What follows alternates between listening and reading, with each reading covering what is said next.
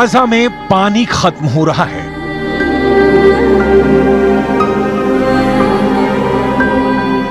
Gaza में खाना खत्म हो रहा है।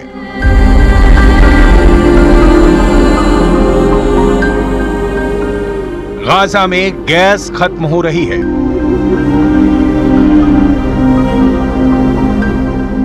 गाजा में बिजली खत्म हो चुकी है।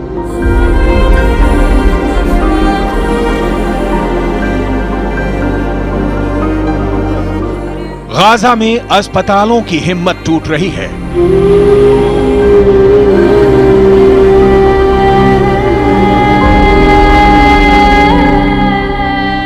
गाजा के मुर्दा घरों में लाशें ही लाशें हैं। गाजा एक ऐसा नरक बन चुका है जिसमें 20 लाख से ज्यादा लोग बेचैन, बदहवास और परेशान हैं।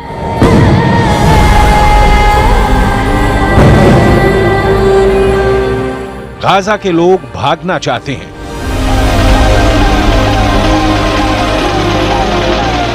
लेकिन आखिर भाग कर जाएं कहां?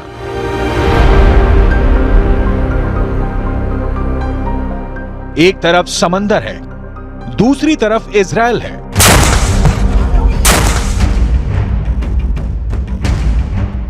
और तीसरी तरफ इजिप्ट है, जिसने अपनी सीमाओं को बेहद सख्ती से बंद कर दिया है। पीने के लिए अब समंदर का नमकीन पानी है। खंडहर बनते जा रहे गाजा का तापमान बढ़ता जा रहा है।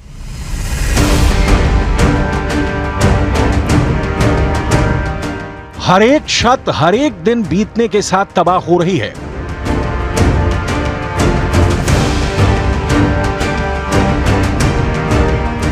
और इस खतरनाक तबाही से भी ज्यादा तबाही इजराइल के लड़ाकू विमानों के बम बरसा रहे हैं।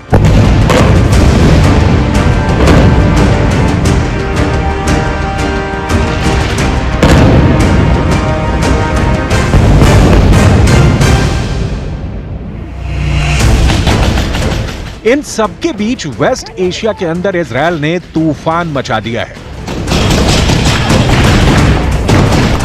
इजराइल डिफेंस फोर्स बहुत ज्यादा एग्रेसिव मोड में आ चुकी है।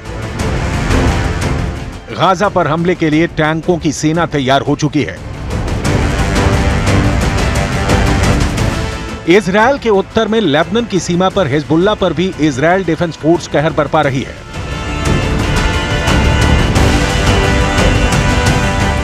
और उत्तर में ही मौजूद सीरिया के बॉर्डर पर भी इजराइल मुंह तोड़ जवाब दे रहा है।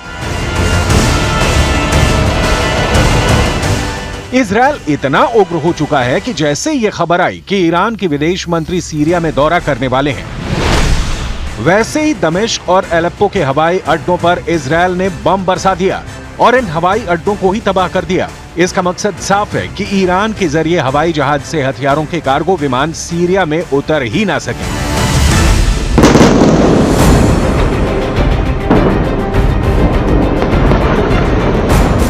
क्या वर्ल्ड वॉर शुरू हो चुका है? इस सवाल का जवाब बहुत सारे एक्सपर्ट्स हां में भी देने लगे हैं। लेकिन इस वर्ल्ड वॉर की धुरी गाजा पट्टी बन जाएगी, इसका अंदाजा किसी को नहीं था।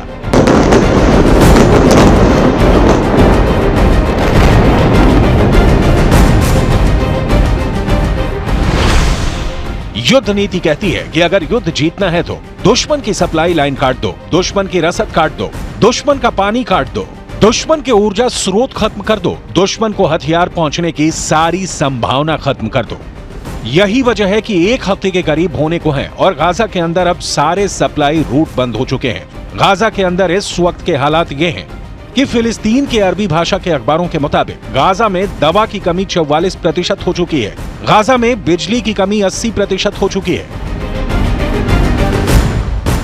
गाजा के अंदर 20% बिजली अभी तक जनरेटर से पैदा हो रही थी, लेकिन ईंधन की कमी की वजह से अब जनरेटर भी बंद होने लगे हैं और इसकी वजह से गाजा के अस्पतालों में इलाज में भी दिक्कत आ रही है, क्योंकि वहां बिजली की आपूर्ति में कठिनाई हो रही है। गाजा के अस्पतालों में नाकेबंदी की वजह से चिकित्सा उपकरणों की कमी 33% तक हो चुकी है। अस्पतालों के ब्लड बैंक में खून तेजी से खत्म हो रहा है। अब सवाल ये उठता है कि आखिर गाजा में मौजूद 20 लाख से ज्यादा लोग क्या करेंगे।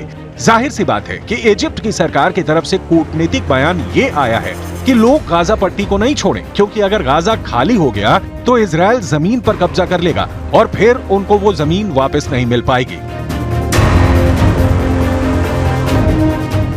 ऐसे में अगर गाजा के लोग जहां हैं वहीं रहेंगे तो जाहिर सी बात है कि फिर ये गाजा के लोग या तो ह्यूमन शील्ड बनेंगे, यानी मानव कवच बन जाएंगे, जिसका इस्तेमाल या तो हमास के लड़ाके करेंगे या फिर ये लोग भी युद्ध में शामिल हो सकते हैं। इस आशंका से इनकार नहीं किया जा सकता है कि हमास गाजा के लोगों को भी युद्ध लड़ने के लिए मजबूर कर दे। मैं इस वक्त इजराइल के जेरौत में हूं। दरअसल खून इजराइल में भी बह रहा है और गाजा में भी, लेकिन असल खूनी खेल तब खेला जाएगा जब इजराइल की सेना गाजा शहर में पहुंचेगी और वहां दोनों पक्षों की तरफ से शहरी युद्ध होगा, यानी गुरिल्ला वॉर होगा गाजा शहर के शहरी इमारतों में। दूसरे विश्व युद्ध में ऐसा ही रूस के अंदर लेनिनग्राद और बर्लिन में भी हुआ था। ये एक अर्बन वॉरफेयर था जिसमें लेनिनग्राद और बर्लिन के अंदर इमारतों के अंदर से खूनी जंग लड़ी जा रही थी।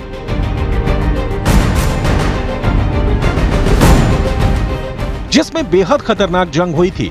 हिटलर जैसे तानाशाह की मजबूत आर्मी भी इस अर्बन वॉरफेयर यानी शहरी युद्ध को नहीं झेल सकी थी।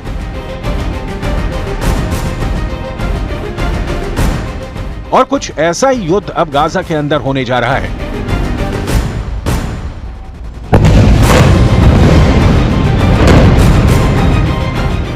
जिन इमारतों को इजरायल ने हवाई हमले करके खंडहर में तब्दील कर दिया है, उसी इमारतों के अंदर से हमास के आतंकी खतरनाक गुरिल्ला युद्ध छेड़ने वाले हैं, जिसका अंजाम क्या होगा ये कहना इतना आसान भी नहीं है।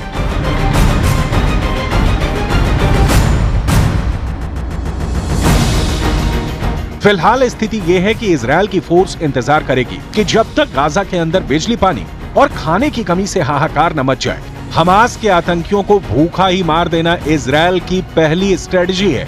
इसीलिए गाजा के बॉर्डर पर सेनाएं खड़ी हैं और तब तक युद्ध शुरू नहीं करेंगी जब तक मोसाद के एजेंट उनको दुश्मन की सही जानकारी न मुहैया करवा दें। और इसीलिए ये युद्ध अभी लंबा खिंचेगा, क्योंकि गाजा के अंदर घुसकर वहां सुरंगों में घुसे आतंकियों के जाल में फंस जाने का डर भी इजरायल को है। यही वजह है कि इजरायल एक एक कदम फूंक फूंक कर रख रहा है। इजरायल इस बात को समझ चुका है कि गाजा की लड़ाई कठिन है, इसलिए इजरायल ने अपनी आर्मी की फुल स्ट्रेंथ बुला ली है। इजरायल की आर्मी में दो तरह के सैनिक हैं।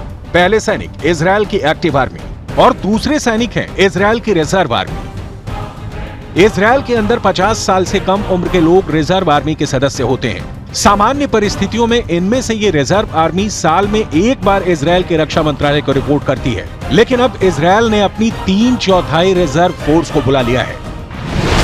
यानी इजरायल की 3,60,000 की रिजर्व आर्मी और इजरायल की 1,50,000 की एक्टिव आर्मी को मिलाकर इजरायल कुल 5,10,000 सैनिक बुला चुका है।